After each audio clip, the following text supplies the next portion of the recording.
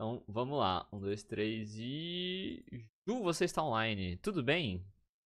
Oi, bom dia. Tudo bom, e você? Tudo bem também. Vocês conseguem ouvir bem a Ju? Tá tranquilo? Yes! Sim, Bom que ótimo. demais. Áudio ok. Perfeito. Ju, muito obrigado por ter topado trocar essa ideia com a gente. Eu vou confessar uma coisa pra você agora online, agora que nós estamos online. Quando eu te chamei no Diga. Instagram, e eu falei assim, quando Ah, que você vai voltar a fazer live? E tal, aí você falou, putz, tá tudo corrido aqui e tal, não sei quando. Eu falei, em abril então. E aí você falou, então tá bom, então em abril. oh, Aí você me cobrou, e aí, quando que vai ser aquela live em abril? Aí eu falei assim, cara, não vou falar que era pra ela fazer live, tá ligado? Tipo um live code, porque já que ela se ofereceu a fazer live comigo, ótimo, nem precisei convidar, então estamos aqui hoje, olha só que legal. Então, muito obrigado por ter mas topado. é porque é muito difícil fazer live só de vez em quando. Porque, querendo ou não, tipo, pra mim que não consigo fazer mais com frequência, eh, acaba que as pessoas não acompanham e eu entendo não acompanhar. Que não tem constância, aí você, tipo, ou fica uma live muito longa pra você conseguir fazer alguma coisa e é cansativo pra mim, cansativo pra quem tá assistindo. Ou então eu tenho que ficar fazendo muitas lives e aí eu não tenho tempo. Uhum. Não, Aí acaba concordo. sendo Concordo demais, super entendo. E acho que é muito parecido com academia, tá ligado? Tipo, se eu paro de ir na academia e cada dia que passa é mais difícil voltar a ir pra academia, tá ligado? uhum. Então, por isso que tô há 10 anos sem ir pra academia e vai ser mais difícil, cada dia mais eu. Mas muito obrigado por estar aqui com a gente. Eu tô muito feliz de poder ter uma pessoa, assim, do seu calibre, né? Uma pessoa que, pô, acompanha há muito tempo, tá aqui com a gente pra trocar uma ideia. E, cara, eu queria te ouvir primeiro, né? Por que Mulher das Cobras? Cara, essa história é muito engraçada, que veio, assim, meio do nada. Eu tenho um braço cheio de tatuagens de cobras, são, eu acho que 7 cobras nesse braço. Vou até contar: uma, 2, 3, 4, 5, 6 tatuagens de cobra no braço, preciso fazer mais uma. Mas eu tenho uma outra aqui no pescoço também. E uma vez eu estava num evento, que era evento de SEC, e tinha um cara falando de mim, que, tipo, ele ia me referenciar ali, tipo, num grupo de conversa, ele não sabia meu nome. Aí ele falou assim: "Ah, ali é a mulher das cobras". E aí, Que da pô, hora. Mas qual que é a pira das cobras, assim? Só pra entender. então, eu tinha algumas marcas de queimadura nesse braço, e a tatuagem da cobra, ela tem um formato que é muito bom pra cobrir, que me incomodava, Aham. as cicatrizes e tal. E ela, como tem um formato que é fluido, que é irregular e também que as manchas ficam bonitas, porque lembra a escama quando está tatuado, foi ótimo. E eu gosto de cobra também, eu acho legal, acho bonito. Boa. E o Pythonzinho tem alguma coisa a ver com isso? Ou nem chega perto do Python? Não, Não eu tem. gosto de Python, mas não faria uma tatuagem, não gosto tanto assim. Da hora. A fã mais fraca do Valdemar. É tipo isso. Eu sou sonserina, então talvez Muito bom, muito bom. Mas, Ju, conta pra gente aí, conta um pouco da sua trajetória. Como é que você chegou no mundo de tecnologia? Como é que você foi parar em cibersegurança? Enfim, o palco é seu. Fique à vontade aí pra tomar o tempo que você quiser. E com certeza eu vou te perguntar algumas coisas no meio desse caminho aí, porque eu sou bastante curioso. é difícil explicar como eu cheguei onde eu tô hoje, porque nem eu sei. Eu acho que eu tive um monte de sorte no caminho, assim, muita sorte mesmo. Eh, eu comecei a programar muito nova, eu tinha ali 10 para 11 anos, só porque eu já não sou tão nova, eu já tô com mais de 30, então você pensar, tipo, 20 anos atrás, começar a programar não era como começar a programar hoje. Porque a internet era mais difícil, tipo, eu tinha internet discada em casa, era aquelas internets de pulso, que eu não podia nem ficar muito, porque senão a conta de telefone vinha R$ 1.000.000. E aí minha mãe brigava comigo, porque eu era uma criança, eu não pagava minhas contas ainda, e não tinha conteúdo em português, e eu só tinha 11 anos, o meu inglês era horrível, que eu acho que é o normal de qualquer criança normal de 11 anos, tem crianças que são diferentes, mas Aham. o padrão brasileiro é que com 11 anos a criança sabe muito pouco, nada de inglês. Eu ainda conseguia um pouco mais que a média. E eu comecei porque eu tinha um blog que na época eram muito comuns, blogs, e o meu blog era até bem acessado, eu cheguei a ser blogueira da Capricho e tal. E Caramba, eu queria ter é, são que da coisas que hora. ninguém imagina.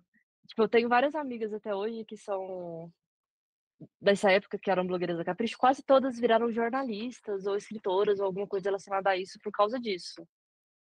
De certa forma, porque você começa e você gosta, né. E eu fiquei na programação por causa disso também, que eu queria ter um blog bonito, eu queria ter um domínio próprio, eu queria hospedar meu próprio blog, que na época não existia nem WordPress ainda.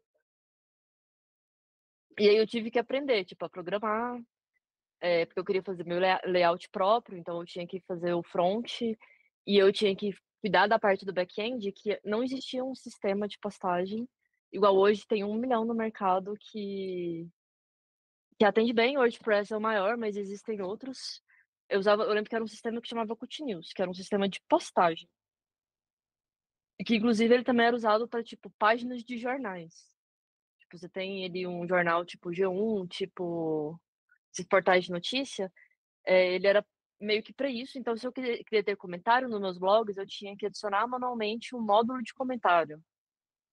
Se eu queria ter um calendário para indicar, eu tinha que fazer isso tudo manualmente. Aí eu tive que aprender PHP, porque o sistema era em PHP. Eu tive que aprender infra, porque eu não tinha ninguém para fazer a parte de infra, pra mim, só porque foi tudo muito ali no vou fazendo e à medida que for quebrando eu vou descobrindo como conserta, porque eu não tinha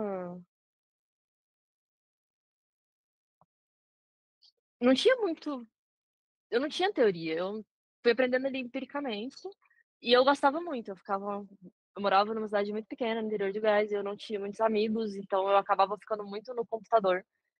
E eu gostava de estudar, gostava dessa parte, fui estudando e melhorando, até que chegou na faculdade e eu decidi fazer engenharia de computação. Da hora. E foi muito legal, porque eu não queria fazer engenharia de computação, eu queria fazer não tinha YouTube, não tinha GitHub. Eu acho que não existia GitHub mesmo, tipo, o protocolo foi inventado depois, eu já sabia programar. Se eu não me engano, o protocolo é de 2006, 2005, eu comecei a programar era 2001, 2002. É, Que faz doideira. muito tempo. Eu acho que na época não existia nem Stack Overflow. Era sério, tipo, tinha uns fóruns bem submundo da internet que eu entrava, só porque daí, tipo, eram uns velhos ali de uns 40, não são velhos, hoje eu olho Aham. e falo: "Não são velhos", mas tipo, uma Uhum. pessoa de 10 anos, velho pra caramba, pessoal ali dos 35, 40 conversando, Uhum. e eu ia ali tentar aprender muito com o dicionário na mão, porque era tudo em inglês, né. Uhum. Pelo menos as pessoas sempre foram simpáticas comigo. Cara, a minha parada sempre foi mais hardware, assim, sabe? Aí até, tipo, tinha um É. fórum que eu acompanhava muito, que era o Clube do Hardware. E pra gente pegar driver, era o único lugar, assim, que você Uhum. conseguia. Você montava o PC e a primeira coisa que você tinha que fazer era usar um outro PC pra acessar a internet e baixar os drivers pra fazer o computador que você acabou de formatar funcionar. Lembro muito disso. Hoje tá tudo um pouco mais fácil, né? Muito mais fácil. Eu acho que só pelo fato de que a informação hoje é muito mais fácil de você conseguir ela, já facilita muito, porque, nossa, primeiro que a IA, que às vezes você não precisa nem ter o trabalho que a gente tinha de pegar no Google e sair procurando.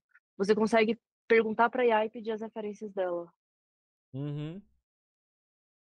Que na época eu acho que não existia nem Google ainda, eu acho que o buscador era outro, É, tinha, mas eu tinha, não tenho tinha certeza. Buscapé, o Buscapé era mais pra varejo. Eu não lembro também. Nossa, mas na época era trash. Eu queria instalar Gumball de uma vez, você ficar a noite inteira pra baixar, tipo, 200 mega, assim, sabe? Era Tipo, uma coisa era muito louco. Mas aí você foi pra faculdade de engenharia de computação. E aí você comentou que isso. não era exatamente isso que você queria. Não era porque eu queria fazer programação, eu queria fazer ciência da computação ou engenharia de software. Só que aí tinha aquela questão, a minha família não queria que eu fizesse computação, eh, porque, assim, eles tinham não conheciam muito, a área não era o que é hoje, né, isso foi em 2008. E eles tinham muito medo para o futuro, e como eu era muito estudiosa, eles achavam que eu conseguia fazer outras coisas que talvez garantissem mais um futuro, e engenharia era engenharia, né, engenharia de Aham. computação, pelo menos assim, tinha um CREA, uma coisa assim. E aí eu falei assim: "Ah, fica ali no meio termo é o suficiente pra mim", e pra mim foi ótimo, porque daí eu comecei a estudar realmente arquitetura de computador, eh, até hardware, e na faculdade que eu estudei na UFG, o curso de engenharia de computação, ele é junto com engenharia elétrica, então a gente estuda transmissão, a gente estuda redes, estuda telecom, e eu acho isso muito legal, porque eu tenho uma base muito boa de muita coisa, tipo, claro, assim, que eu conseguiria construir um rádio de telecomunicação? Nesse momento não, mas eu tenho base para conseguir buscar o conhecimento para chegar lá. E eu acho que isso é a parte mais legal. Se acontecer o Last of Us, eu vou colar com você. Pra montar o computador do zero. Que vai existir mais, né? Então. Até você já viu esses paradoxos, né? E, tipo assim, pô, se você fosse Aham. voltar pro passado, né? Pra ensinar a galera sobre o que tem hoje, você seria capaz, né? E a maioria das pessoas Isso é não, uma né? coisa. Eu não conseguiria montar um computador do zero só com o que eu tenho na minha cabeça, mas eu conseguiria criar energia. Tipo, pegar uma energia e fazer, sei lá, uma luz acender. Da hora. Muito bom. Já é um ponto. É que eu não terminei a faculdade de computação. Depois eu acabei me transferindo para a parte de elétrica, porque eu gostei muito disso. E eu tinha, assim, muita vontade de trabalhar com microeletrônica. Eu cheguei a trabalhar um tempo, uns 6 anos, 7 anos, 5 anos, por aí. É meio confuso, porque eu não parei de uma vez, tipo, quando eu voltei pra programação. Eh, voltar no tempo ia dar muito certo pra, sei lá, fazer ir numa bet e apostar, tipo, num 7-1. Ninguém ia falar que o Brasil ia perder de 7-1 pra Alemanha. Pensa o tanto de dinheiro que uma pessoa não ia ganhar se tivesse apostado ali. Exatamente. É. Ou ações da Nvidia, né? Lá atrás. Ações da Nvidia ou Bitcoin. Bitcoin, É. umas coisas assim. Eh Que daí eu trabalhei esse tempo, foram alguns anos trabalhando com uma parte mais de automação industrial, internet das coisas, trabalhava com programação de hardware também. Tudo isso, tipo, nunca trabalhei realmente com a parte mais hardware, sempre foi programando, mesmo que programando hardware, mesmo que fazendo, tipo, a programação para automação. E aí é baixo É, nível mesmo. é baixo nível mesmo. Tipo, eu já trabalhei programando em Ladder, Scala, já trabalhei programando com assembly mesmo. Uhum. Teve época que eu trabalhei com uns processadores da Siemens, aí eles tinham uma linguagem própria que eu não lembro o que era. É uma coisa meio no code, porque tem, tipo, como se fossem Legos, que você tem as pecinhas e você vai encaixando, e aí no final funciona, só porque não é tão simples quanto parece. Uhum. Saber qual é a pecinha que você encaixa, mas você tem os na verdade a assembly é muito isso, né, porque se você parar pra pensar, a assembly tem uns 20 comandos só. Caramba. Claro que varia um pouquinho, mas é bem No... aí diga. Não, no SAS, eu trabalhei no SAS um tempo. E o SAS ele tem uma Hã, linguagem própria, né? sim. E aí é tipo, é meio procedural, tá ligado?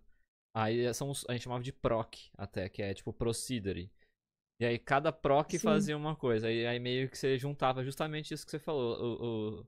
Uma as pecinhas. procedure entrava como era a entrada da próxima e assim por diante, sabe? Era bem isso. Uhum, é. Não, mas esse no code, ele não tem nada a ver com o no code Que é hoje. que é hoje, tá. E que você chega, tipo, essas plataformas no code pra fazer código, não tem nada a ver com isso. É porque quando você pega linguagens de baixo nível, você pensa que você tá programando a máquina. A máquina não entende tudo o que o seu computador entende, porque são várias camadas de programação e você vai subindo elas. Quando você tá ali no hardware, você tá fazendo uma programação, mas é uma programação praticamente toda em binário. Se você parar pra pensar, são 2 bloquinhos só que você tem que ir encaixando até chegar numa coisa mais numa coisa funcional, aí vai subindo todas as camadas até chegar no que a maior parte das pessoas programam hoje. Perfeito. Animal. Aí você ficou nisso uns 6 anos Isso. e depois você foi. Aí eu comecei a tipo, eu já programava há muito tempo, e eu tive alguns probleminhas no trabalho, problemas do tipo,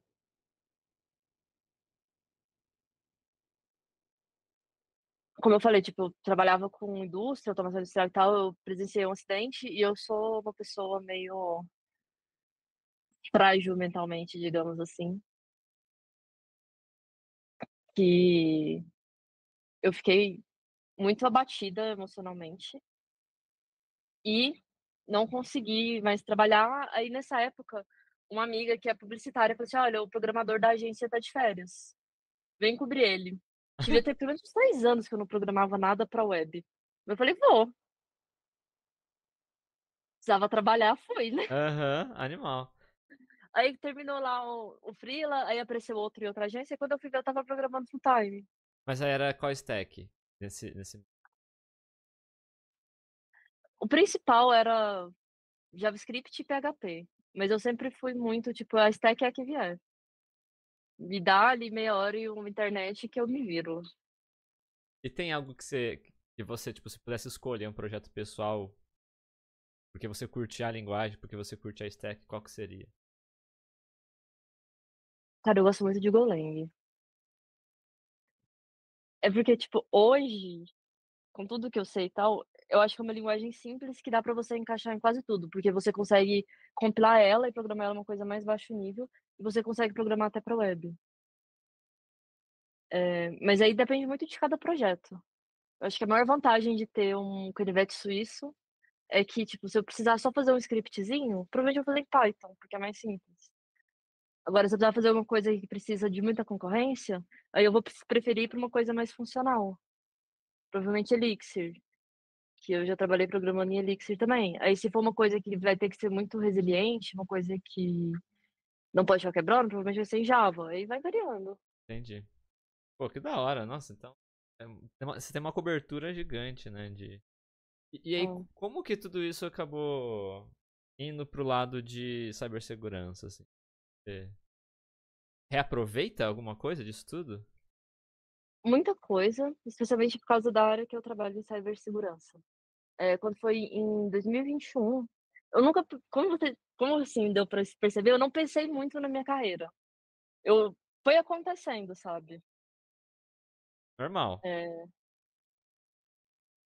eh, eu nunca tinha pensado, tipo assim: "Ah, eu quero chegar em tal lugar". Tanto assim, que eu acho que até então eu programava, mas eu não era uma boa programadora, num sentido comercial. Eu me virava em qualquer coisa, mas eu nem sempre era consistente, nem sempre as minhas entregas eram tão bonitas a nível de código, tipo, tem umas pessoas que você olha para o código que você fala: "Cara, eu poderia moldurar isso e colocar na parede". Meu código nunca foi assim. Funcionava, mas não é tipo, nunca foi o melhor dos códigos. Uhum. E aí em 2021 eu tive um chefe que mudou minha vida, eu falo isso pra ele, que eu converso com ele até hoje, que ele foi a primeira pessoa que me perguntou, tipo, que me fez parar pra pensar no que eu queria pra minha carreira a longo prazo. Na época eu fazia front-end, eu trabalhava com React, e eu fui parar pra pensar, eu falei: "Cara, essa parte aqui eu gosto muito". De segurança. Tipo, desde pequena, quando eu estava ali fazendo a minha parte, estava ali mexendo com blog e tal, eu vi algumas coisas da parte mais de segurança, que eu tinha que fazer tudo, né. Poxa, eu tinha um blog que tinha ali em torno de 1000 visitas por dia e que pra época era muito, tipo, não é como é hoje em dia e tal. Eu tinha que ter alguns pequenos cuidados, tá, que também, assim, não era como é hoje em dia. Eh, e eu falei: "Cara, eu gosto dessa área, eu quero ir pra essa área". Aí eu fui indo, tanto que, assim, depois que eu decidi, deu uns 3, 4 meses eu tinha saído do front-end e do back-end, que a minha ideia era ir mais pra trás, tipo, Uhum. ir chegando pra trás até chegar na parte de segurança, e deu uns 8, 9 meses eu já estava trabalhando com segurança, aí em outra empresa, eu troquei de empresa nesse processo. Da hora. E o que que é segurança? Pra galera entender. Tipo, a gente fala, segurança. Tem como a gente tentar resumir pra. Pra galera que Tem. nem faz ideia do que isso é. É muito complexo, porque a maior parte das pessoas, quando a gente fala que trabalha com segurança, você já imagina ali um hacker com letrinhas escuras na tela, e a maior parte do trabalho de segurança não tem nada a ver com isso. E mesmo quem faz isso, no meu trabalho tem um pouco disso, não é tão divertido quanto parece, porque tem muita parte burocrática. Tem, tipo, você tem que fazer relatório, você tem que saber lidar muito com frustração, porque a maior parte dos ataques não são bem-sucedidos e tal. Mas a gente divide muito segurança em 3 principais pilares. Eu gosto de explicar primeiro que segurança é uma qualidade do software. Isso é definido pela ISO. Eu vou procurar aqui no Google em 10 segundos, que eu acho fácil. Eu não sei se vocês sabem, tipo, quando a gente tá falando de qualidade de software, não é uma coisa que saiu da cabeça de alguém. Tem uma ISO que define o padrão. Ela que tem a ISO 25010, que substituiu a ISO 9126. Ela te dá 8 qualidades de software que para você falar que seu software tem qualidade, você tem que bater tipo, você tem que seguir, ter padrões nas 8 qualidades. Segurança é uma dessas 8 qualidades. Outras qualidades são, por exemplo, documentação, você tem que ter um código limpo, reaproveitável, você tem que ter uma arquitetura boa e tal. E dentro disso, a gente trabalha com 3 grandes pilares em segurança. O que mais rege a segurança da informação é a ISO 27001. Eu vou digitar aqui no chat para caso alguém queira ler. Que define tudo de segurança. Tipo, se você quiser algum dia, tipo, entender o que é segurança, senta, guarda ali uma horinha e lê a ISO 27001. E a gente define que são 3 principais pilares, que é disponibilidade, confiabilidade e integridade dos dados. Que é basicamente, tipo, você acessar o dado quando ele deve ser acessado, ele tem que estar disponível. Só a pessoa certa pode acessar o dado. E eu tenho que ter certeza que o dado que eu coloquei ali realmente é aquele e ele não foi manipulado por uma pessoa de forma indevida. E tudo que a gente faz em segurança é para garantir esses 3 pilares. Perfeito. E aí, a partir disso, se desdobra em um monte de coisa, tipo, tem gente que trabalha com IAM, que é gestão de acessos. Por quê? Para garantir a confiabilidade do seu dado, para garantir que você não vai ter pessoas tendo acesso além do que devia e alterando coisas para benefício próprio. Você vai ter ali pessoas que trabalham na parte de arquitetura de segurança, que vão trabalhar ali provavelmente focado em resiliência, em colocar camadas para você não chegar lá. Você tem pessoas que estão trabalhando ali no monitoramento, para você, que é geralmente SOC, mais perto de Blue Team, ou quem trabalha com C-Search, que é realmente a parte mais de monitoramento de web, para ter certeza de que ninguém está usando o nome devido, essas coisas tudo. Eu trabalho hoje com AppSec, que seria algo próximo, ai meu Deus, desculpa. Próximo a um Purple Team, que é basicamente acompanhar o desenvolvimento do software. Tipo, eu sou uma pessoa especialista num time de desenvolvimento, mas eu sou focada na parte de segurança. Eu não sento mais em programa, muito raro eu fazer isso. Até code review não é uma coisa que eu faço mais com frequência. Geralmente a gente só tem tempo de fazer code review em módulos mais críticos. Mas é muito disso no meu dia a dia. Eu tô o tempo todo perto de devs, de arquitetos, de SREs, do pessoal que trabalha mesmo desenvolvendo software para ajudar para que na construção já tenha esse foco em segurança. E aí a sua atuação, ou a atuação desse tipo de profissional, né, que atua no mesmo time que você, ele é mais em qual nível de abstração? É no nível desde a arquitetura barra solução, pensando em nível de acesso, como é que as coisas vão funcionar, comunicação entre aplicações, acessos em geral, né, a recursos, ou também chega em nível de código para entender a questão de vulnerabilidade, alguma questão de biblioteca que tá, sei lá, com algum problema de segurança. Qual que é o nível, assim, só pra galera entender Isso mais o dia a tudo e dia? até mais. Que a gente tipo, vai desde a arquitetura, desde O desenho, a gente começa, tipo, quando o time começa a desenhar a solução, a gente já vai junto para ter certeza de que a infra está tendo os cuidados certos para garantir a segurança, que a gente considera mínima. A gente vai ter ali, olhar o desenho da arquitetura mesmo, do desenho do software, o desenho da rede que está ali se comunicando quando você tem mais de um componente que, tipo, num ecossistema onde eu trabalho, a gente tem um ecossistema de microserviços, a gente tem que garantir que todo o ecossistema fique seguro. Não só o que comunica só internamente, mas também o que comunica externamente. E a gente olha para tudo, inclusive a nível de código. Tipo, claro que, igual eu falei, hoje a gente não consegue ficar vendo linha por linha de código, mas existem ferramentas que ajudam a gente para isso. Geralmente a gente usa um SAST, um Dash, um SCA, Dash às vezes também, mas o Dash funciona de uma forma um pouco diferente. É aqui, Ju, tá tranquilo. Ah, tá. Mas é que já tá quase estourando. Acho que é a pessoa que tem que aumentar um pouquinho lá. E eu falo meio baixo também, tipo, meu microfone eu até conferi, ele tá no mais alto, mas eu sou uma pessoa que fala baixo, não tem muito. Não, mas tá tranquilo. No OBS aqui tá no amarelo. Tá chegando. Tá chegando quase no vermelho. Você não tá falando baixo, não. Então tá ótimo. Mas então é desde o nível. Você comentou que não olha tanto pro código hoje, mas quando precisa, pra entender a questão. E aí rola muito teste? Tipo, como que entra essa parada de teste? Tanto de pen teste, mas tipo teste de QA mesmo, pra entender essa questão de vulnerabilidade? Ou é algo mais de Tá. relatório, de estar buscando informação? Como que funciona? Primeiro assim, que a gente tem que separar,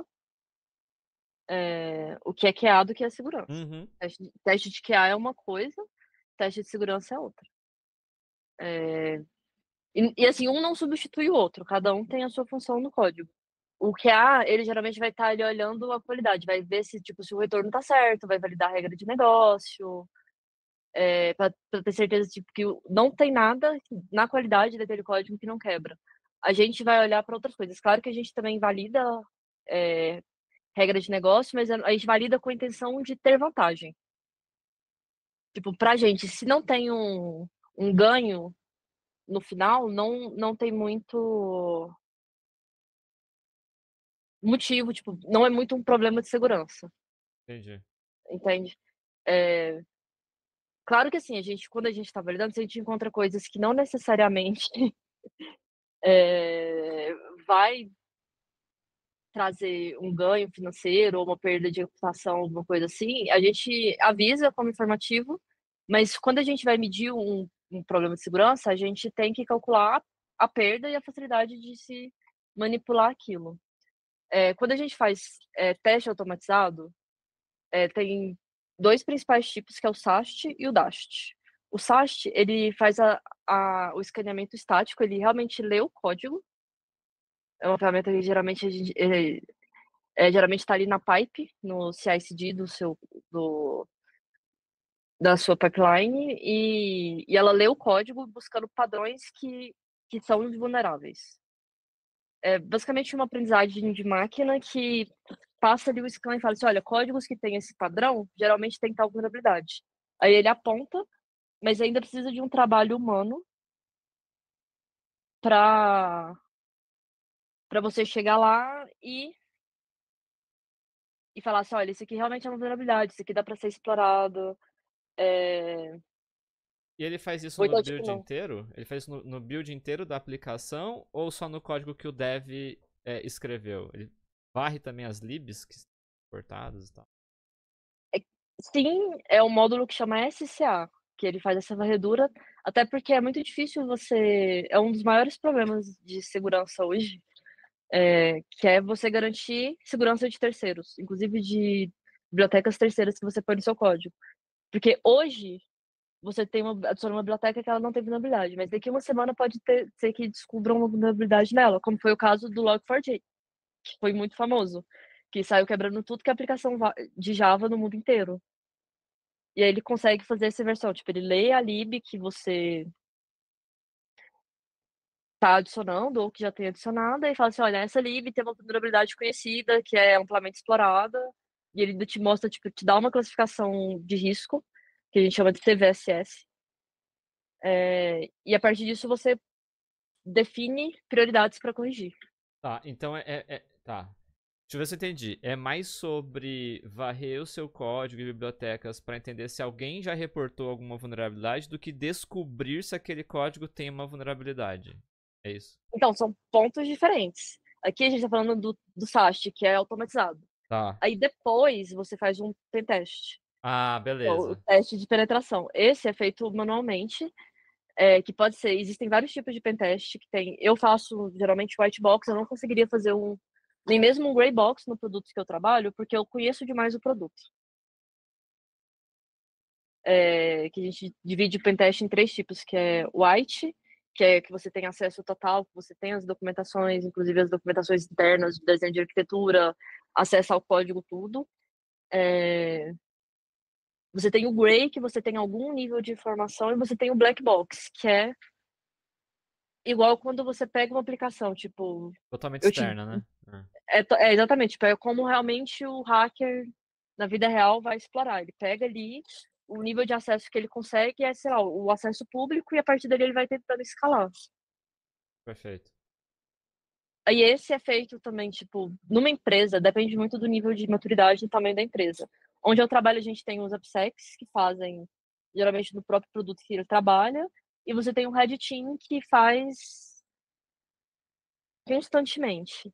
Não necessariamente, Jojo, esses testes vão e voltam.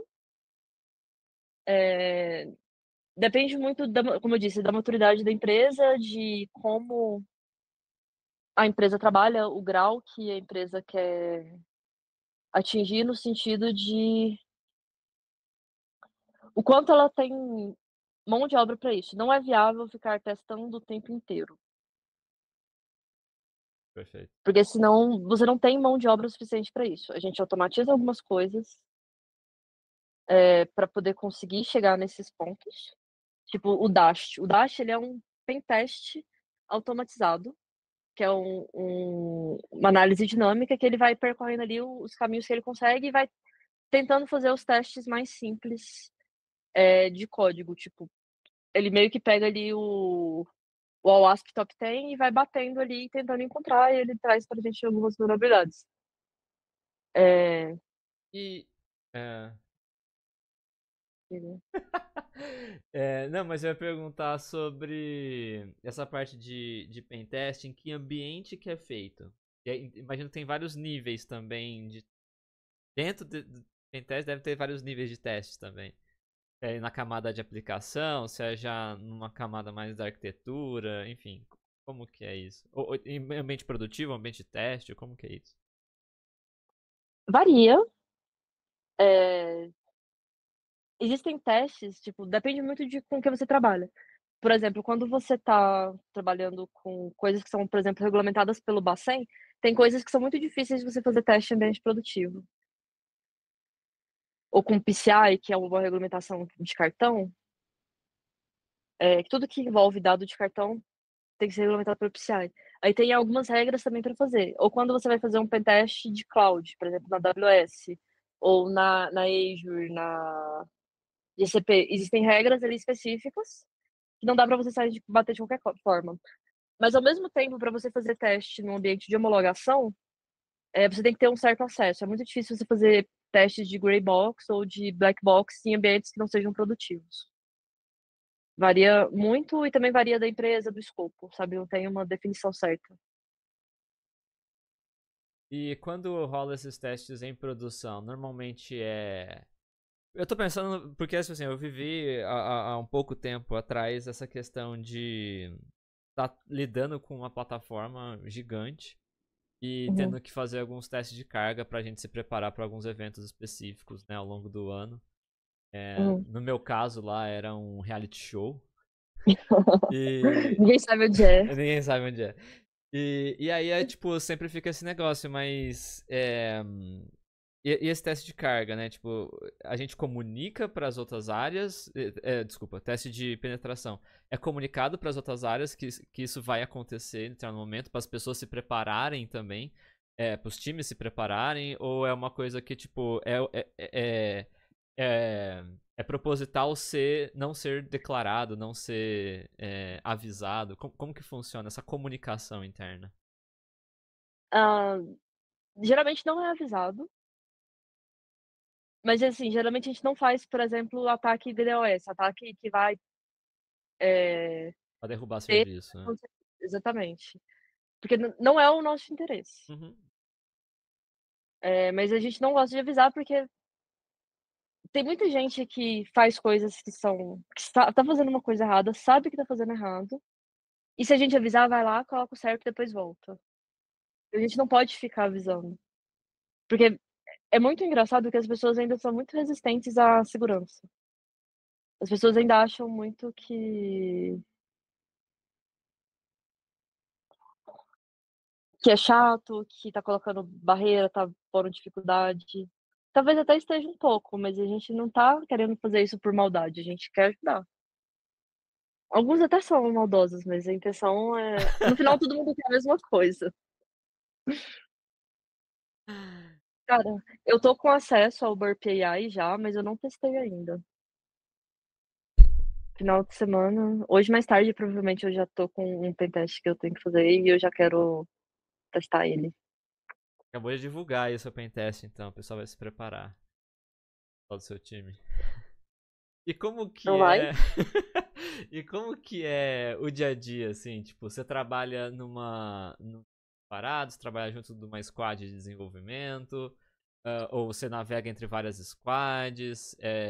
São em soluções específicas do ecossistema que você trabalha? Como que é? Eh, então, hoje eu trabalho com são em torno de 15 squads, eu transito entre todas elas. É muito difícil, porque dev alguém falou no chat aí mais cedo, tipo: "Nossa, parece ser muito mais difícil que dev", e é. Porque o dev, geralmente, ele tá ali, tipo, numa squad, focado em um único produto, e geralmente você tá ali numa parte só do produto, enquanto a gente tá, tipo, acompanhando 6, 8 projetos ao mesmo tempo, às vezes até mais. Porque, por exemplo, eu atendo em uns 15 squads, imagina, cada squad tá desenvolvendo um produto ao mesmo tempo. Eu tenho que pelo menos entender o básico que tá acontecendo em cada um deles para eu definir qual é mais prioritário, qual apresenta mais risco para eu atuar mais de perto. Eh,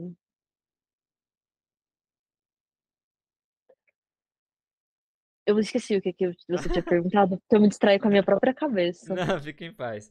Mas entendi que então você fica navegando entre vários times, entre várias áreas. Aí imagino que você deve ter uma visão um pouco mais holística do que está acontecendo do que os próprios devs que estão num contexto específico, num programa, Sim. num projeto específico, ou produto específico, e você tem que ter uma visão um pouco mais ampla. Até. E esse pau de, tipo assim, por exemplo, os devs estão trabalhando de forma isolada, cada um na sua caixinha. É importante, o quão importante é entender o impacto de segurança de um projeto em outro projeto? Ou também é muito divididinho, assim, tipo, em caixinha? É, uma parte que eu acho que uma forma que eu acho que é fácil de entender isso, é assim, imagina níveis de dev. Pensa que você teria um dev sênior, que já é, tipo, bem sério dentro de um squad. Aí acima dele você tem um staff e um principal que já começam a entender as coisas de uma forma mais ampla e pensar não só naquele produto, mas pensar em como os produtos se comunicam, como um afeta o outro e tal. Eh, o OPSEC, ele é quase como que um dev que tá nesse nível. Que ele, tipo, ele não olha para aquele produto isolado, ele tem que ter um conhecimento no geral, porque os produtos se comunicam.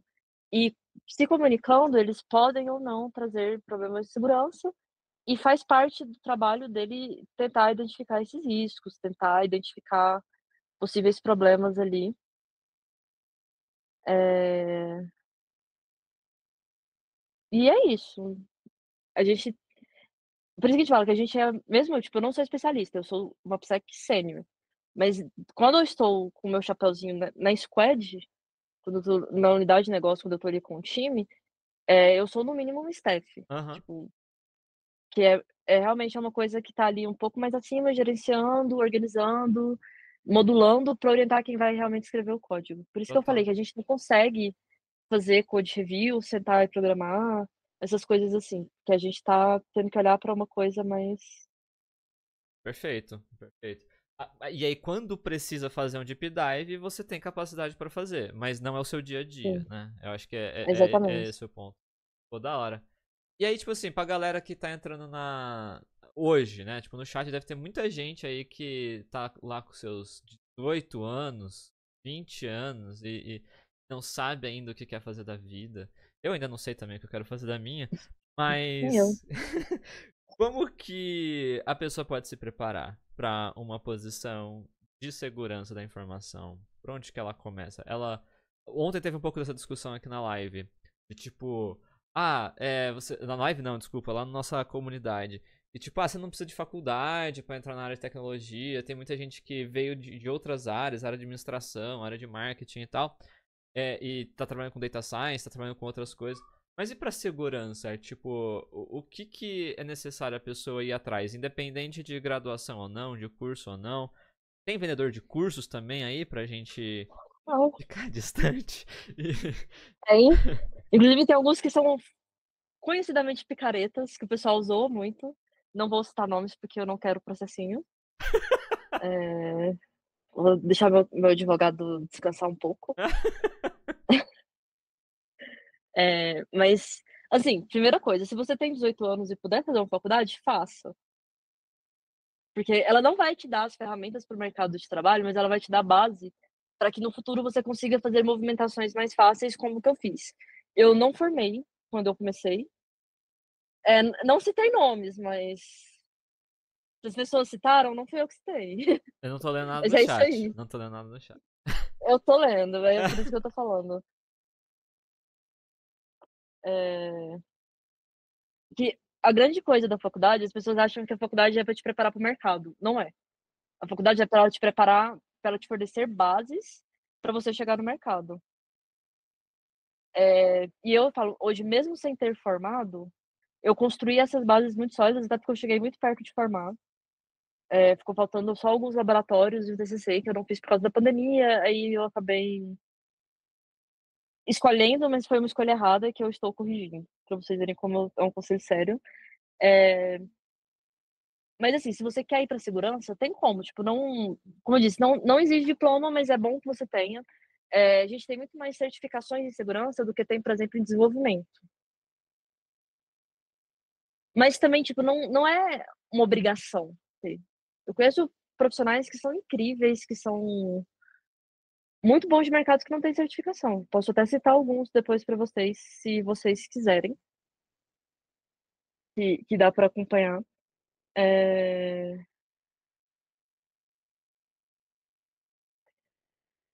Mas sempre que você conseguir é bom. Agora, se você tiver que estudar alguma coisa, sei lá, estuda redes. É muito importante saber redes. Muito importante mesmo saber redes. É bom você dominar pelo menos uma linguagem de programação, independente de para qual área em segurança você vá. É muito importante você ter um certo grau de autodidatismo, porque principalmente para quem quer ir mais para a área de segurança ofensiva, você vai ter que pensar muitas coisas sozinho e descobrir novas formas que se você estiver sempre acostumado a só seguir receita de bolo, você nunca vai conseguir chegar lá. É...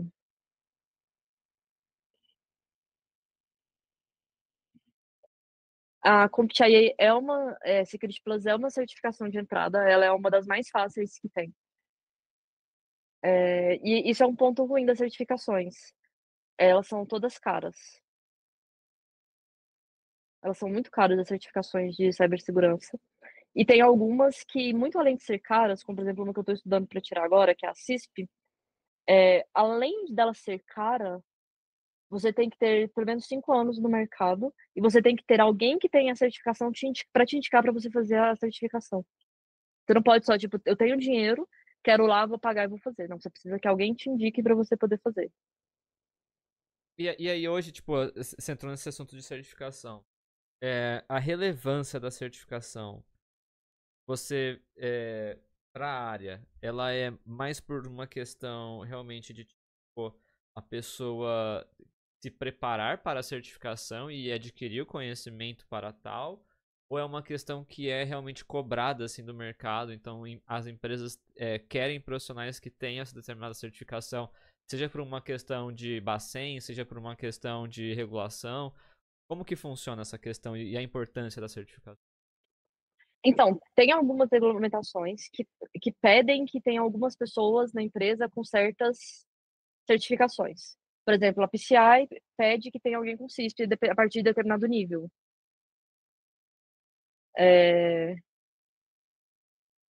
Mas, de forma geral, ela é muito mais para mostrar que você tem conhecimento, principalmente quando você está entrando na área. Que você. Segurança, ela é uma área muito mais fechada que desenvolvimento. As pessoas têm muito menos tolerância a pessoas medianas e ruins na área, porque quando a gente erra é muito mais crítico. Super. E ela, de novo, é muito fechada por indicação. A maior parte das vagas sequer são publicadas, porque o pessoal tende a preferir preencher por indicação. E tipo, quando eu era dev, eu quase nunca, tipo, eu não me lembro de alguém ter falado com algum ex-chefe pra realmente validar se eu era boa no trabalho.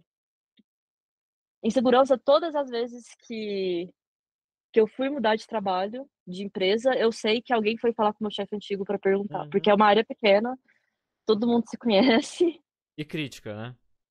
é crítica. Então, assim, tipo, é isso. Cara, Um sensacional. livro que eu indico muito, eu vou digitar no chat, porque não tem ele em português. Mas eu acho que, principalmente para quem quer trabalhar, quem vem da área de software e quer trabalhar, ele é muito bom para aprender, que ele fala muito sobre segurança de software no geral. Ele é escrito por uma mulher maravilhosa.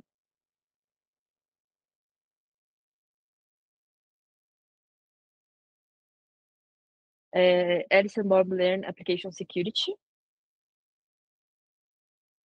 Não existe um curso específico de segurança. Você pode fazer redes, você pode fazer ciência da computação, engenharia de computação, como é o que eu fiz, você pode fazer engenharia de software, você pode fazer SI. Algumas faculdades oferecem um curso específico de segurança da informação, mas eu não recomendo. Eu acho que vale muito mais você fazer um curso que é mais voltado para computação, para Aham. uma coisa assim mais técnica e depois se especializar em segurança do que fazer direto um curso especialista em segurança para você não perder, não pular degraus. Perfeito.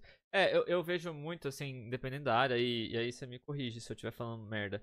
Mas, tipo, muito daquele lance da carreira em T, tá ligado? Já ouviu falar da carreira em Aham. T? Você tem ali, tipo, uma base, e aí você tem a parada que você é especialista, tá ligado?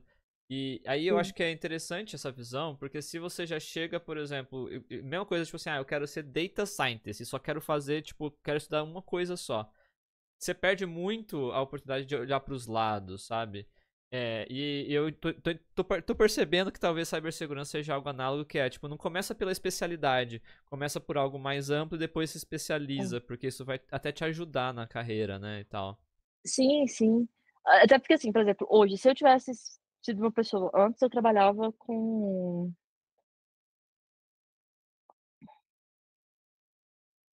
desenvolvimento de software. Se eu tivesse feito só desenvolvimento de software, hoje eu teria muitas dificuldades, porque eu preciso lidar com redes, segurança de redes, eu preciso lidar com segurança de cloud, eu preciso lidar com processos de dados, de, tipo, eu não sou a pessoa que está ali trabalhando todo dia no Databricks, numa coisa assim, mas eu preciso garantir que aquele time esteja fazendo isso de forma segura. Eu não sou a pessoa que está ali montando o banco de dados, que está fazendo tudo, mas eu preciso garantir a segurança daquele banco de dados. Cara, já até puxaram já aí na conversa, né, no chat, mas, assim, uma coisa que é minha impressão, tá? E eu posso estar muito equivocado porque eu não sou da área de cibersegurança. Mas eu tenho impressão, pensando em dados, vazamento de dados que acontecem, a maior parte, a maior fatia, normalmente não é porque um hacker invadiu o sistema e vazou dados e conseguiu descriptografar um banco e conseguiu colocar isso na Deep Web. Eu vejo que é muito mais por uma questão de engenharia social ou de pessoas não terem acesso que deveriam ter a uma determinada informação e compartilhar com pessoas que não deveriam ter acesso a essa informação e isso acabar vazando. Do que hacking no sentido de código, tá ligado? É uma viagem minha ou é isso mesmo? É e não é.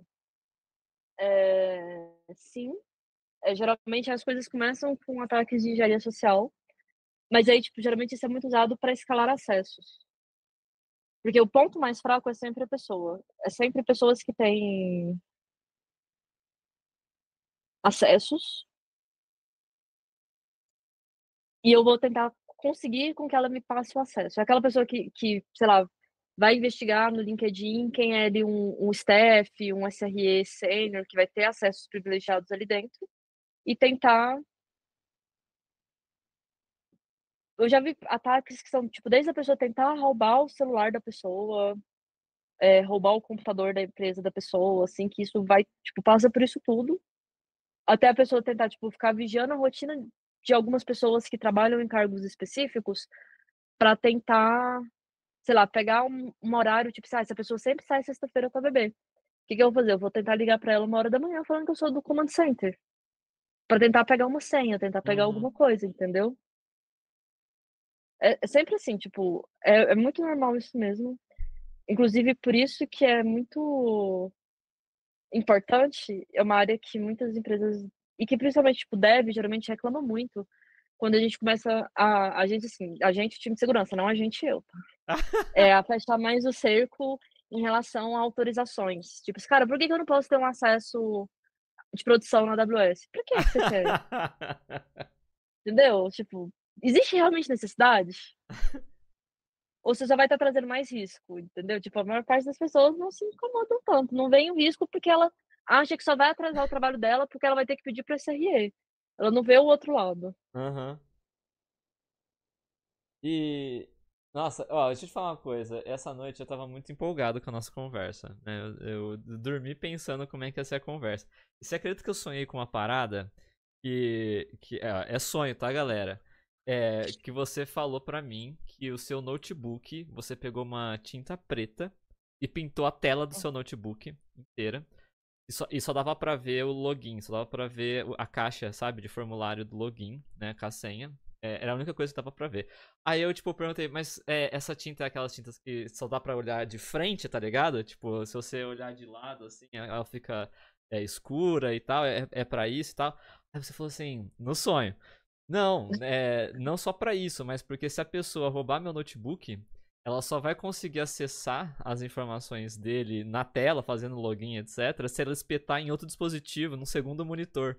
Então ela não conseguiria fazer isso, tipo, rápido, assim, tá ligado? Tipo, no carro, etc. Aí eu sonhei com isso, mano. Eu falei, caralho, velho. Agora que você falou, eu lembrei, sabe? Do cuidado de roubar o notebook e tal. Deve, É, deve ter alguém que fez isso. eu ia falar, cara, deve existir alguma pessoa que é tão extremista que fez isso. Mas nunca. Eu não estou tão paranoica, não. Mas E, aquela, tipo, a tampinha da câmera é importante. Eu tenho a minha aqui, ó. Ah, boa. A minha não tem, fica tudo aberto aqui. E Alguém olha que eu só uso o Mac, que é mais difícil invadir? de. Quais cuidados que a gente precisa ter, assim, básicos, né? Tipo, eu, por exemplo, uso Linux aqui. E no emprego anterior, tipo, o pessoal eu via lá no Mac que tinha Kaspersky, tinha alguns sistemas, né, de proteção, assim. Tem alguns que você recomendaria, assim, pra galera? Até quem tá no Linux, que acha que, tipo, por usar Linux já está suficientemente seguro. Cara, eu não sou uma pessoa que é muito especialista em segurança de endpoint. Endpoint que a gente fala, tipo, é, de máquina pessoal, essas coisas, celular. É, a área que trabalha mais com isso é um pessoal que trabalha mais perto do Blue Team. Eu trabalho mais perto do Red Team, sou mais ofensiva que defensiva. Mas, assim, básico, senha forte. O ideal hoje em dia não é nenhuma senha, é uma frase, né? O pessoal fala que é um passphrase, em vez de password. Uhum. Sempre 2FA, se possível. É, uma coisa assim que é muito importante trocar. Cara, essa questão de trocar de 6 em 6 meses é muito relativo. Porque se às vezes você é tipo, sei lá, password arroba 123 2025 1. Aí você muda pra 123 2025 2, Não muda muito. não muda muito. Às vezes é melhor você colocar uma frase mais longa, uma senha que seja realmente difícil, e manter, sei lá, trocar uma vez por ano, do que manter a senha assim. Eu não tomo muitas precauções com o meu computador pessoal, porque, tipo, o que que eu faço? Eu faço sempre um scan, um antivírus, pra ter certeza de que não tem nada, mas eu tô sempre monitorando, eu tô sempre vendo os processos que tem no meu computador, se batem com os processos que realmente tinham que ter. Eh, o negócio, gente, é você colocar a senha só asterisco, porque daí na hora que o hacker ver, ele vai pensar que tá criptografado. Dicas aí. Só Pra mais dicas de tralha. cibersegurança, me sigam. Coloca a tralha e o É. asterisco. E gerador de senhas, tipo o OnePass, o próprio gerador do Google, qual que é o nome? Bitwarden, isso. Deixa eu eu uso o NordPass, é bom porque ele consegue garantir um grau de entropia na senha, maior do que o que que é a grande questão da senha? Você não quer que a sua senha seja vazada, que eu já vi, tipo, muitas pessoas, tipo, conseguirem escalar acesso de CEO de empresa, porque ele não se preocupou de trocar a senha depois de vazamento. E manter a mesma senha em vários serviços.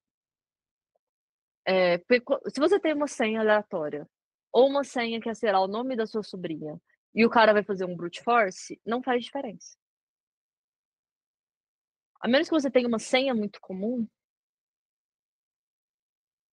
eh, tipo, sei lá, sua senha é password @123. Isso é uma péssima senha, porque são as primeiras senhas que são testadas num ataque de brute force. Uhum. E eles geralmente o pessoal faz assim, eh inclusive tem um outro ataque que chama password spray, que é assim, o cara pega um password e vai tentando atacar um monte de login. Se você tem as senhas comuns, você tá sujeito a esse tipo de ataque. Uhum. E se você já tem uma senha com uma entropia maior, uma senha não tão comum, você tá protegido de password spray, você não tá protegido de DDoS. O maior perigo são os vazamentos, porque o grau de entropia hoje já não faz tanta diferença, porque a gente tem muito poder computacional. Já dá para fazer com uma certa agilidade. E pelo que eu vi há pouco tempo, eu ia falar agora de computação quântica. Quando a computação quântica for mais normalizado, vai ser uma coisa ridícula quebrar a senha. Eu estava vendo uma talk num evento que eu fui agora em março, sobre computação quântica, eu fiquei, assim, chocada com as possibilidades.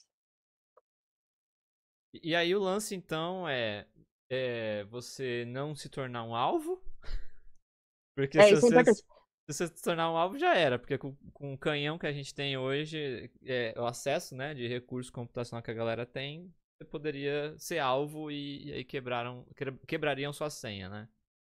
É. E não vazar, né? Não vazar a informação. Não só, tipo, tem outras coisas que você pode fazer, por exemplo, o MFA é muito Aham, importante por causa disso. perfeito. Porque você Mas num site que não tem, aí fudeu, né? Tipo, sim, aí é a importância, tipo, por exemplo, eu tenho um e-mail que eu uso só para esses sites que não tem como ativar MFA. Porque daí, tipo, se vazar e vazar o e-mail, aquele não é o e-mail, por exemplo, que eu uso na minha conta de banco. perfeito. Porque aí se vazar, tipo, aquele e-mail já tá vazado, foda-se. Eu já considero que é um e-mail público. Agora o meu e-mail realmente pessoal, onde eu coloco as contas que são mais caras pra mim, que são mais importantes, são mais fechados. Pô, sensacional. Cara, aí é tipo assim, teve alguns relatos no Twitter que eu não sei se era verdade, se era mentira. Tipo assim, roubaram meu celular e ele tava bloqueado e zeraram minhas contas, né, dos aplicativos aqui, do roxinho, do laranja, do não sei que, do verdinho. Como que é isso? Tipo, é trivial assim? Tipo, ou realmente a pessoa que ela fragilizou a senha? Provavelmente a pessoa que fragiliza a senha, não é tão trivial assim. Inclusive muitos aplicativos hoje, eu sei porque eu trabalho num desses, ele tem modo de segurança para você limitar transferência, tipo, por exemplo, eu só consigo fazer transferências grandes se eu estiver na minha casa. Porque ele busca a geolocalização, tipo, de onde eu tô para poder permitir. É...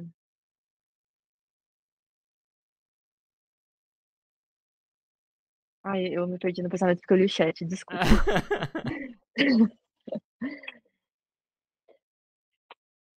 Inclusive, assim, quando eu tô usando o VPN, eu tenho dificuldade de acessar a minha conta porque eu ativei gatilho de geolocalização.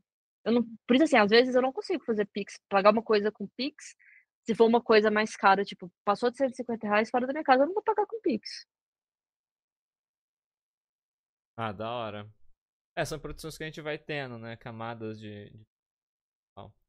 E como que.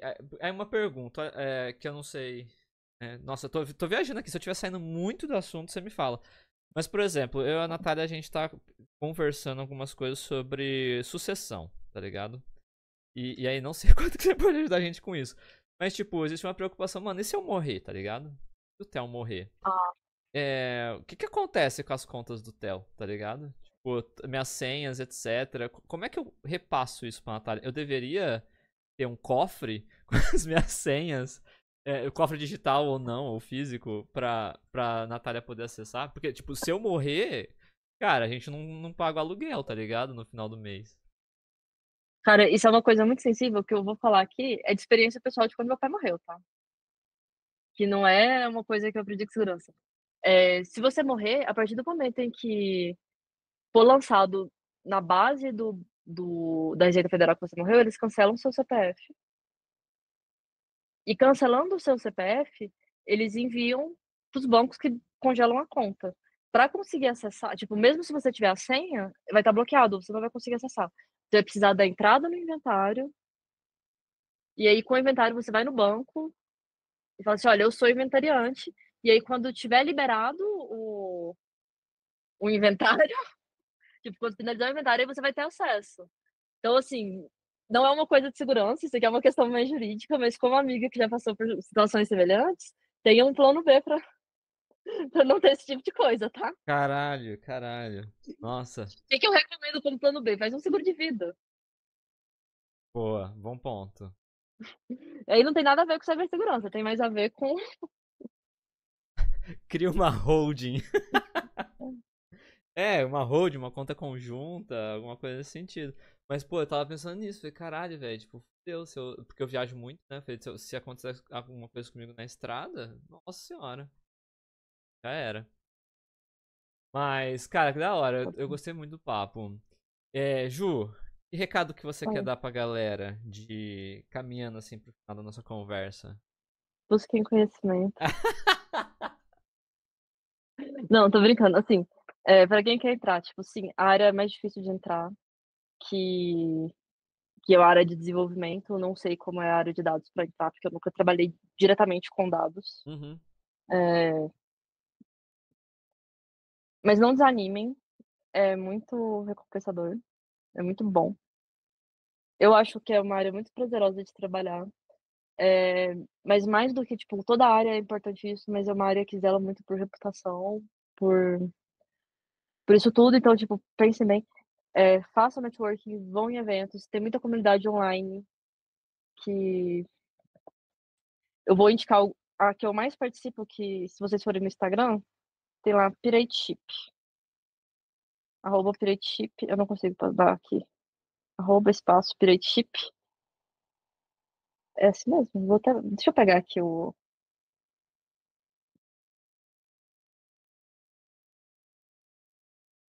é pirateship.sh. Eu posso mandar link no chat? Pode sim. Quer saber se eu tenho permissão. Tem É, sim.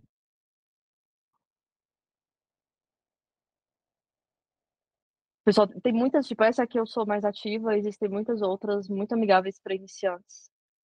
É,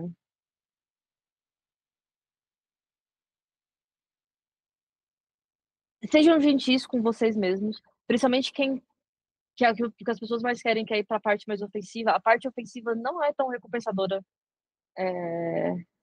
no coração, porque ela te frustra muito. Você passa muito tempo tendo que lidar com burocracia, muito tempo tendo que lidar com ataques que não funcionam. A maior parte não funciona. Você fica ali uma semana para talvez encontrar uma vulnerabilidade média. principalmente no começo. Busca conhecimento, participe de comunidade, Essa parte de bounty, bastante. Ah, você tem experiência com isso? Vale a pena pra quem também tá iniciando começar a se meter com isso? cara, eu não tenho muita experiência como bounter, é, mas o que que amigos que eu tenho que fazem falam. No começo, gente, não entre em bounty pensando em recomeço imediato, porque se você é iniciante, você não tem tanta experiência, você provavelmente vai pegar vulnerabilidades mais baratas, mas dadas assim, com criticidade menor, que pagam pouco, não pagam, ou que tem muita chance de ser duplicado. Mas é um ótimo lugar de aprendizado e não deixa de ser uma boa forma de tentar crescer, tentar entrar na área, embora não seja a única, mas eu não tenho tanto conhecimento de bounty. Tem um pessoal no Instagram que tem mais conhecimento. Alguém citou o Off-Já aqui, mais cedo no chat. Tem o Corado também, que fala muito disso no Instagram. E tem o Cangaceiro no Twitter, no Instagram também, que fala muito de bounty. Recomendo muito acompanhar quem tá. Não. É. Não recomendo esse youtuber aí que vocês estão falando. Não, não comprem o livro, não sigam. Ele é muito zoado por toda a comunidade, tá? O mercado seleciona, Ju. E as É, pessoas. A gente tenta, a gente dá conselho, a gente faz o nosso trabalho, né? Divulgamos conhecimento, divulgamos conteúdo. Mas cabe à pessoa também checar, né? A procedência, validar e se assuntar. Mas então, acho que a sua parte você super faz bem, cara. Então, novamente agradeço muito eu você posso ter. só rolar Manda. brevemente o chat e responder algumas Claro, perguntas? claro, claro, manda ver. Eu tô no seu Vou rodar tempo, eu aqui. tô no seu tempo, porque você comentou comigo que ia ter que sair um horário, então manda ver. É. Só que ainda tem uns 5 minutinhos, 10 minutinhos, eu vou ler e responder o pessoal. Manda ver. Você acha que é obrigatório você precisa de mim antes? Não. Nada é obrigatório antes, tá? Não existe um único caminho. Então, se alguém falar que uma coisa é obrigatória, ela tá errada. Pode ser que em algumas áreas específicas seja bom você ter aquele conhecimento. Ou Mas ela vende cibersegurança, aquilo, ou ela vende aquilo que tá te falando que é obrigatório. tem chance também. É, cibersegurança é uma área tão grande como qualquer outra. Tipo, dentro de cibersegurança tem muitas áreas que valem para muitos conhecimentos. Por exemplo, eu trabalho com segurança de aplicação porque eu tenho uma trajetória muito grande com desenvolvimento de software. Então, para mim, é uma área que faz muito sentido. Se eu fosse, por exemplo, para segurança de plataforma, não faria muito sentido. Ou se eu fosse para IAM, não faria muito sentido, porque são áreas que eu não tenho tanto conhecimento. Perfeito. E se alguém falar assim, você tem que saber gestão de acesso, você tem que saber governança para entrar em cibersegurança. Se fosse assim, eu não estava na área, eu tô aqui até hoje. Exato. E Vai estar na. cada vez mais definindo o que você quer, né? Igual quando você falou, eu achei sensacional sua fala lá atrás. Você trabalhava com uma parada, e aí seu chefe perguntou, tá, mas e aí, o que você quer fazer da sua vida, né? Pra onde você quer ir? E você falou, mano, disso aqui eu gosto. E aí você meio que, aspas, né, definiu, assim, o que você gostava e isso foi te guiando, né? Mas é a pergunta mais difícil, eu acho. Pra galerinha, assim, É. do chat responder. O que eu quero? Pra onde que eu quero ir? Mas eu acho assim que muito importante é você. Tipo, a gente nunca sabe, até porque a gente muda.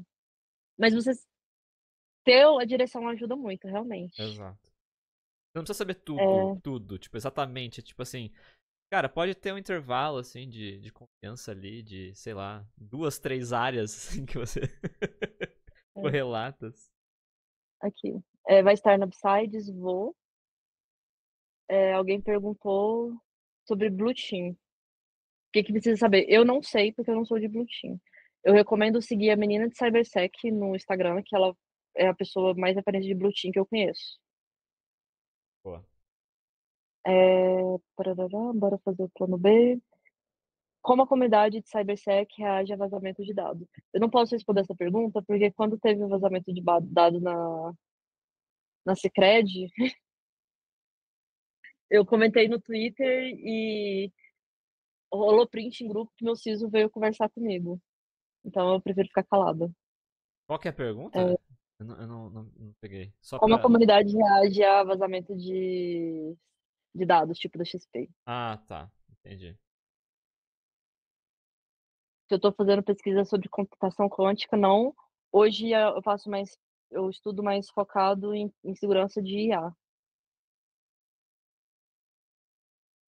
que é uma área que eu gosto muito. Eu cheguei a fazer iniciação científica em redes neurais quando eu estava na faculdade. E tem surgido muitas oportunidades para mim estudar nisso, eu estou me aprofundando nisso, eu acho muito legal. Tarará, acho que é isso. Cara, deu uma. Recentemente, aí você falou de dados, rede neural e tal. Teve uma vulnerabilidade recente do Parquet, do arquivo Parquet, não sei se você chegou a ver. Que é muito usado para parte de data science, para parte de engenharia de dados, né? Tudo a gente está salvando em Parquet. E você poderia colocar um código malicioso Java dentro dele, porque o Parquet, o Scala usa ele, né? Então ele roda na JVM. E aí daria para colocar códigos maliciosos dentro do arquivo. E aí quem consome o arquivo estaria suscetível a essa vulnerabilidade. Achei muito louco. Eu lembrei agora que você estava falando. Mas, cara, muito É, massa. E cara, mais? existe essa limitação. Cara, é aquele negócio. É uma limitação real? Não. É de bom tom falar qualquer coisa? Também não. Tem um ganho, né? Eu acho que é aquilo que você É, trouxe lá atrás. exatamente. Tem algum ganho? Expor, né? Falar disso e tal. Eu acho que se for para alguma coisa em relação à comunicação, comunicar sobre um vazamento. Por exemplo, ontem na live, né? Eu recebi o e-mail da XP em live. E aí eu falei, galera, se vocês têm e-mail, se vocês são correntistas da XP, deem uma olhada no e-mail de vocês. Porque vazou alguns dados, né, e tal. E aí acho que Sim. é um tom diferente, sabe? Acho que depende do tom que a gente fala sobre isso, né? De como a comunidade reage, digamos assim, né? É. Sim, o NDA é bem específico. E assim, de forma geral, pelo que eu conheço das pessoas com que eu trabalhei, deve não se importa muito com NDA. Mas em CyberSec isso é levado muito a sério, tá? Porque assim, se você tem uma pessoa que vai pegar fama de fofoqueira, ninguém vai querer te contratar. Exato. Exatamente. E a área minúscula, igual você É falou. exatamente. A área é minúscula, todo mundo conhece todo mundo. A área minúscula. Então, assim, é importante prestar atenção, ter descrição no que fala. E como que você É. se. Como que você lida com isso no sentido de divulgadora de conteúdo? Porque você escreve, você conversa, você posta. Como que você lida com isso? Pra você é tranquilo, digamos assim? Ou você de alguma forma se autocensura? Pergunto por experiência minha também, porque às vezes eu. Ai caramba, até onde que eu vou? Não, assim, pra mim é bem tranquilo, porque, como eu disse, eu fui, de certa forma, exposta na internet desde muito nova. Só porque eu não fui exposta na internet hoje que as pessoas se expõem demais. Eu fui exposta mais porque as pessoas ainda tinham medo da internet. Então, tipo, desde muito nova, eu aprendi a expor o que eu quero e, e reservar o que eu quero também. É, quando eu faço criação de conteúdo, qualquer coisa, eu sou muito técnica. É muito raro, igual, tipo, eu tô aqui hoje que a gente tá conversando, e não tem um tema muito técnico específico. É muito raro, tipo, e eu tô fazendo isso, tipo, hoje eu tô aqui, semana que vem eu vou no Davin, que eu não vou falar de coisas tão técnicas, eu vou falar mais de carreira. Isso é muito, muito raro. E mesmo no Twitter, que eu não falo tecnicamente o tempo inteiro, é muito raro eu fazer comentários pessoais sobre coisas. Uhum. Justamente porque eu, desde pequena, tipo, quando eu vou fazer um comentário pessoal, geralmente, sei lá, sobre um artista que eu gosto. Tipo assim, eu gosto muito de Bruno Mars, aí eu vou lá fazer comentários sobre Bruno Mars, sobre Lorde, sobre BTS, sei lá. Uhum. É mais assim. Porque assim, eu acho que é sempre importante, não só para criança segurança, mas para todo mundo se reservar, porque a gente não sabe como vai ser o dia de manhã. Tal.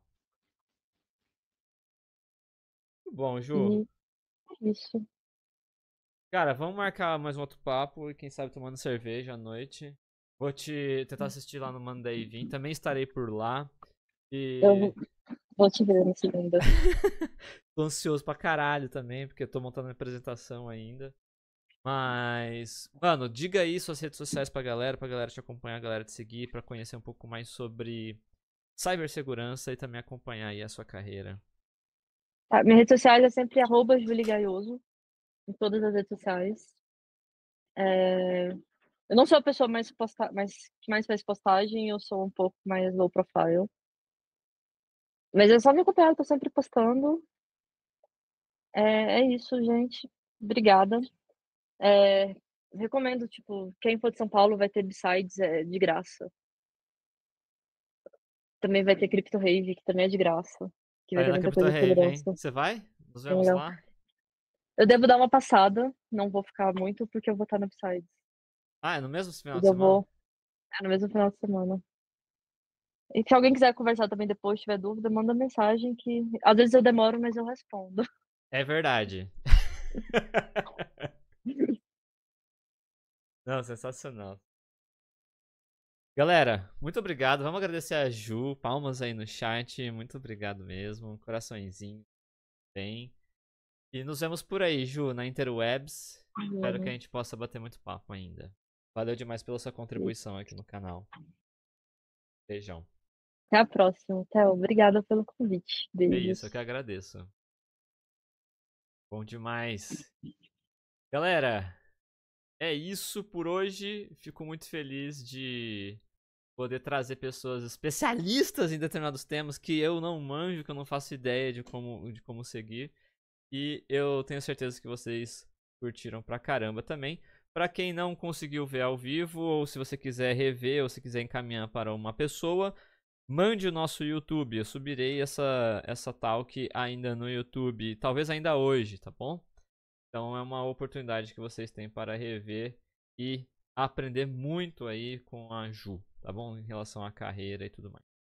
Vamos escolher alguém pra fazer uma raidzinha? Acho que a Ju tá aqui ainda. Ju, você quer escolher alguém pra gente fazer a raid? Tô online aqui, só você e o Yoda. Yoda, não conheço Yoda. Ó, É porque ele streama LOL.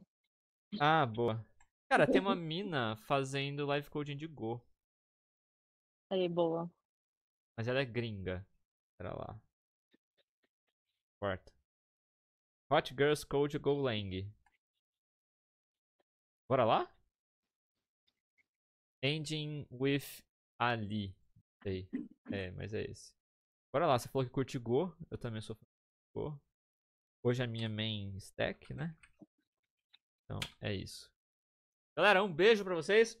A gente se vê novamente aí segunda-feira às 8h30 da manhã. Valeu demais.